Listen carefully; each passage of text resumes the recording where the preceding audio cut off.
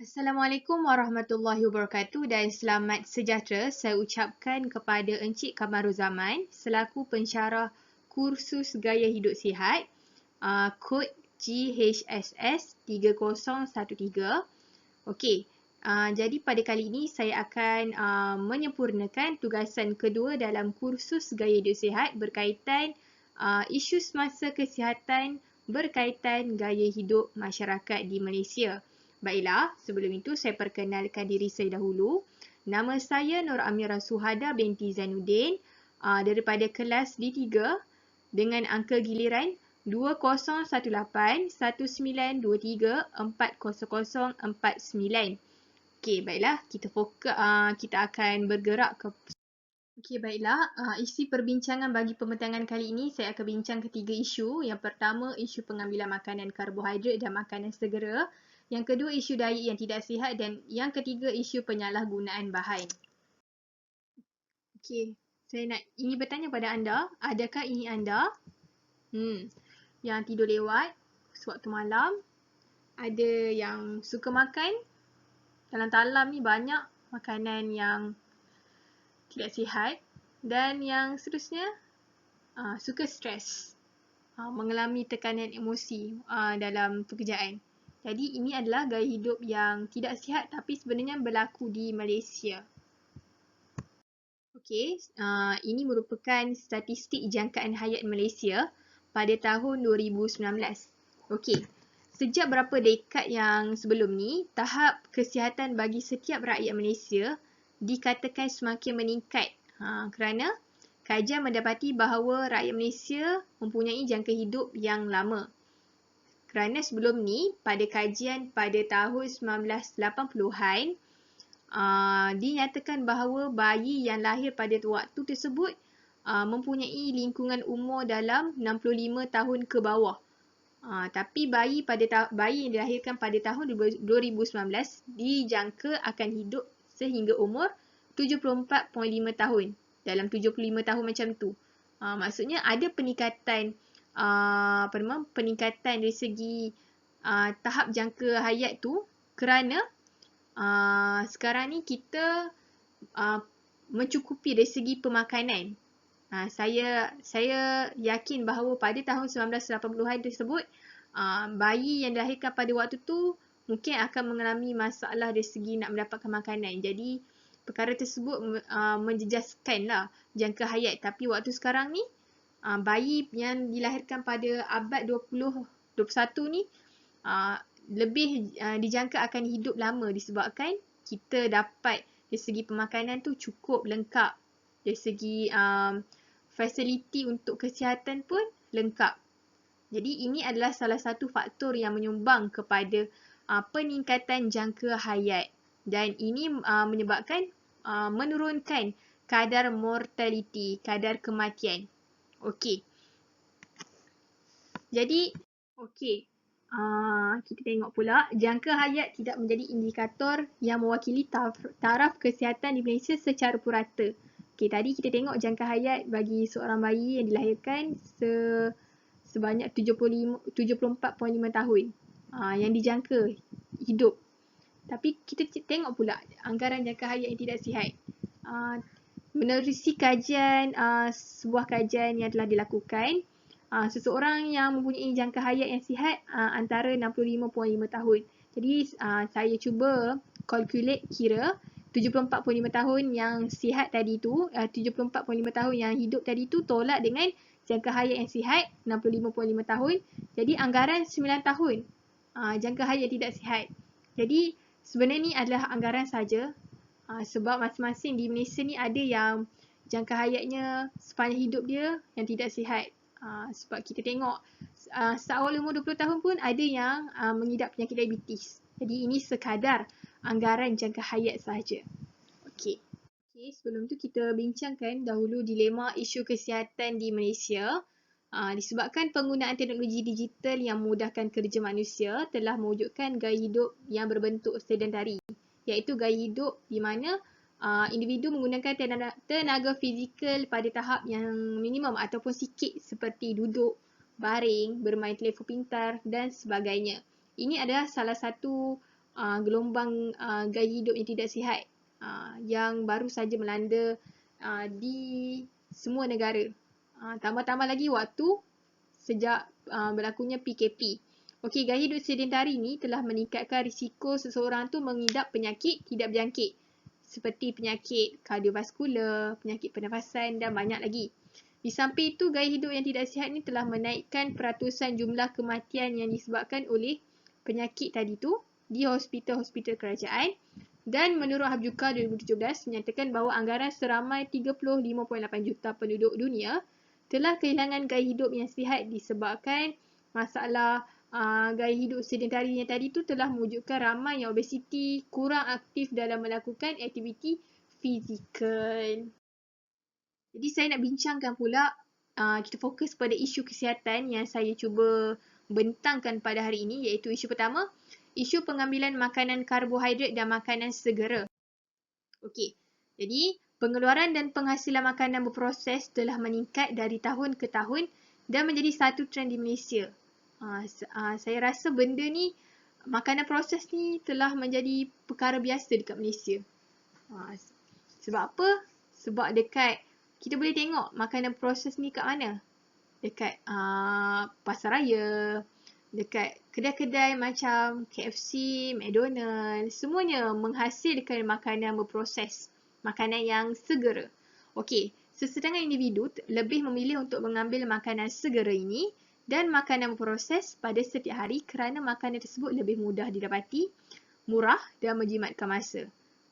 Saya rasa pernyataan ini adalah benar kerana dari segi lebih mudah didapati tu kerana dekat mana-mana je memang ada makanan proses dan makanan segera. Tepi jalan kalau anda lalu memang ada benda tu. Murah betul. Ada yang dijual dengan harga 50 sen, RM1 yang siap digoreng. Jadi benda tu mudah untuk kita dapat, murah pula tu dan menjimatkan masa kita daripada kita penat masak dekat dapur.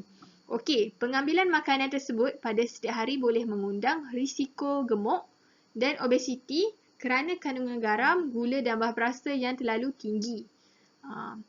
Makanan tersebut tu memang boleh menyebabkan orang gemuk, menyebabkan obesiti kerana kandungan garam, gula dan bahan perasa dia terlampau banyak, tinggi. Ada yang terlalu masin, ada yang terlalu manis dan ada yang terlalu pedas. Itu bermaksud bahawa makanan tu menjadi makanan yang tidak sihat. Okey, faktor berlakunya isu ni adalah kerana sikap masyarakat yang pentingkan rasa sedap dan setiap makanan yang diambil. Rakyat Malaysia ni terlampau mementingkan rasa sedap. Maksudnya daripada rasa yang sihat. Bila sebut sayur je, mesti kanak-kanak memang takkan suka sayur sebab pahit. Dia lebih suka makan donat, kek. Kalau makan dalam kuantiti yang sikit, tidak menjadi masalah. Tapi yang makan, boleh kata pagi, siang, malam makan makanan yang manis, makanan yang masin. Itu yang menyebabkan masalah obesiti dekat Malaysia.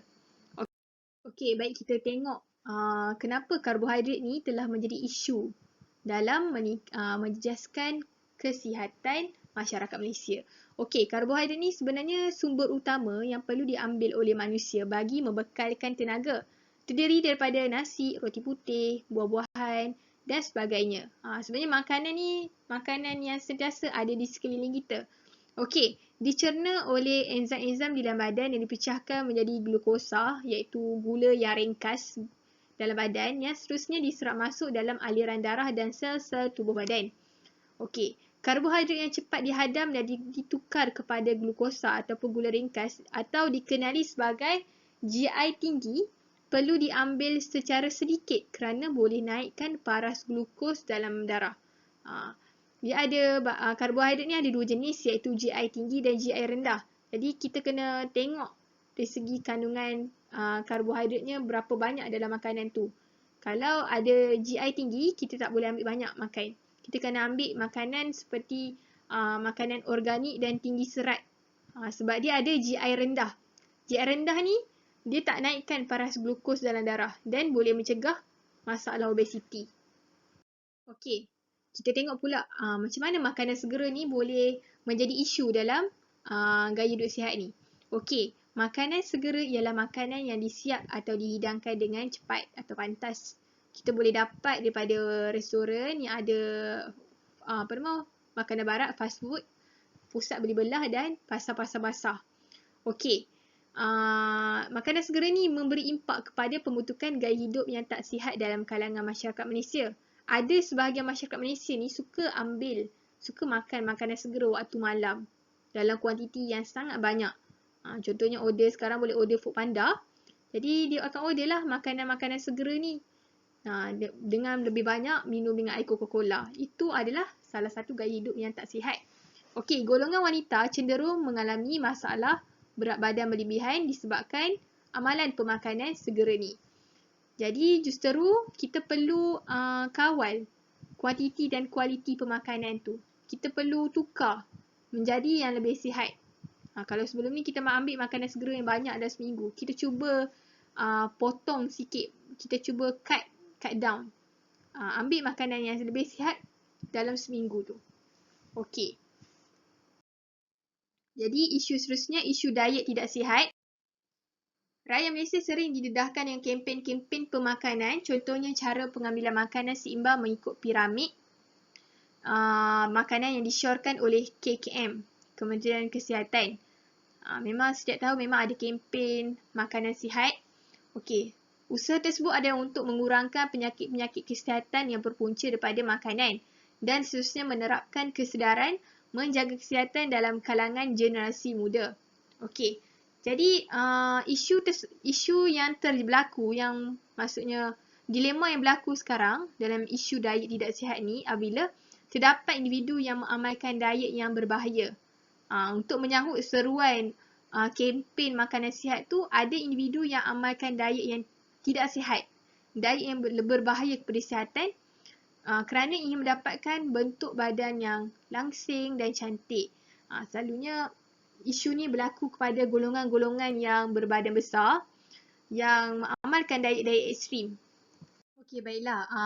Saya bincangkan tadi tentang diet yang tidak sihat. Jadi saya telah mengkaji salah satu diet yang tidak sihat iaitu diet ketogenik atau dipanggil sebagai diet keto.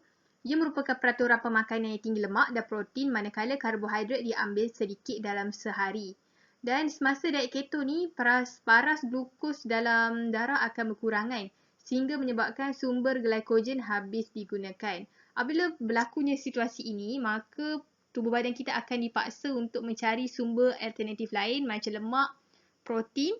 Jadi dalam diet keto ni kita akan menggunakan lemak sebagai pengganti bagi karbohidrat. Jadi berlakulah keadaan ketosis iaitu bahan keton yang daripada proses pengurangan lemak tadi menjadi sumber tenaga baru bagi gantikan glukos. Jadi apa kesan diet keto? Yang pertama mengalami kesan sampingan. Seperti letih, loya, sakit kepala. Dan yang kedua mengalami tahap kolesterol yang meningkat secara mendadak kerana seseorang tu tak prihatin terhadap jenis lemak yang diambil. Sama ada lemak tepu, lemak tak tepu ataupun lemak trans. Jadi macam mana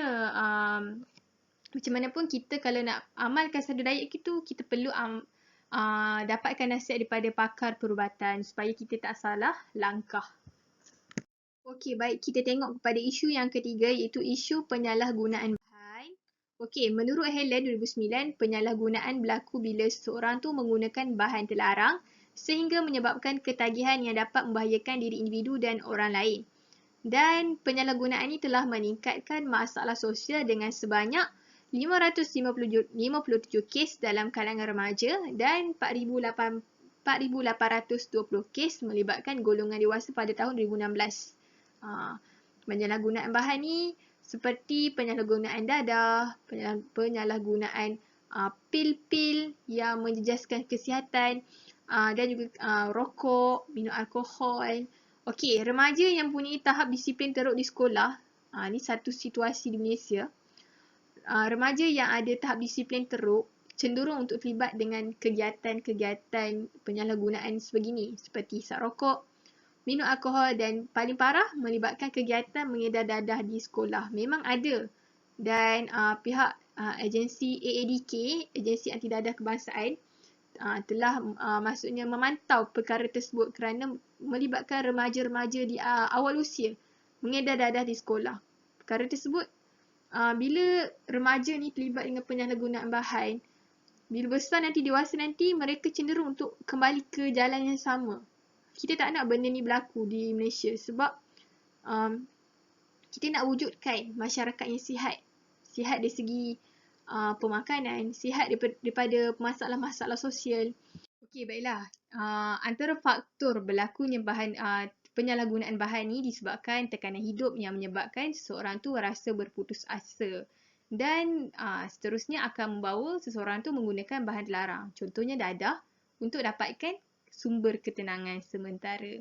Jadi, kalau merokok pula dalam kalangan remaja dan kanak-kanak ni berlaku disebabkan masalah keluarga ataupun persekitaran awam sendiri yang mendorong mereka untuk terlibat dalam merokok. Apa kesannya? Kita tengok seorang tu tak akan mampu menjalani kehidupan macam kehidupan normal sebab mereka akan sentiasa bergantung kepada bahan yang mereka ambil tu. Jadi seterusnya dapat berisiko mengidap penyakit yang membawa kematian macam penyakit buah pinggang ke ataupun penyakit jantung. Jadi, habis pada isu kita bincangkan, kita tengok kepada langkah membina gaya hidup sihat. Saya senaraikan 3. Yang pertama, mengamalkan pemakanan yang mengikut diet yang seimbang, diet yang sihat. Ambilkan, sekarang ni carta piramid makanan yang terbaru mementingkan pengambilan sayur-sayuran dan buah-buahan. Jadi, cubalah kita amalkan perkara tersebut. Kita kurangkan pengambilan berlemak, pengambilan karbohidrat yang banyak supaya kita tak ada lagi masalah-masalah yang maksudnya kadar obesiti kat Malaysia ni boleh dikurangkan. Okey, yang kedua, melakukan aktiviti fizikal secara kerap dalam seminggu. Sekurang-kurangnya 4 kali seminggu. Lebih baik setiap hari. Supaya kita punya kesihatan ni lebih terjamin. Jadi tak adalah lagi penyakit-penyakit yang boleh bawa kematian seperti seseorang tu ada penyakit jantung ke, penyakit diabetes, penyakit kecil manis, penyakit stroke, macam-macam. Jadi perkara tersebut dapat dicegah. Okey, yang ketiga, memiliki ilmu mengurus emosi dengan baik. Jadi pengurusan emosi ni perlu kita kuasai. Kita kena ada ilmu supaya kita ni tak adalah maksudnya setiap hari bad mood, emosi, moody. Jadi perkara tersebut boleh meningkatkan kes kesihatan mental. Kes kesihatan mental dekat Malaysia semakin lama, semakin hari semakin meningkat disebabkan ada yang mengalami tekanan hidup yang terlampau teruk dan ada yang bertindak untuk membunuh diri. Jadi perlunya ada seseorang tu memiliki ilmu mengurus emosi dengan baik. Okey, baiklah. Kesimpulan yang saya dapat buat daripada pemandangan kali ini, untuk mendapat kesihatan yang berpanjangan, amalan gaya hidup sihat perlu dipraktikkan agar semua pihak dapat menjalani kehidupan yang berkualiti dan sejahtera. Jadi saya mengharapkan semua orang dapat menjalani amalan gaya hidup sihat sebagai amalan yang kekal, berkekalan, bukan amalan yang sekejap buat, sekejap tinggal. Okey, saya rasa itu saja pemandangan saya. Sekian, terima kasih.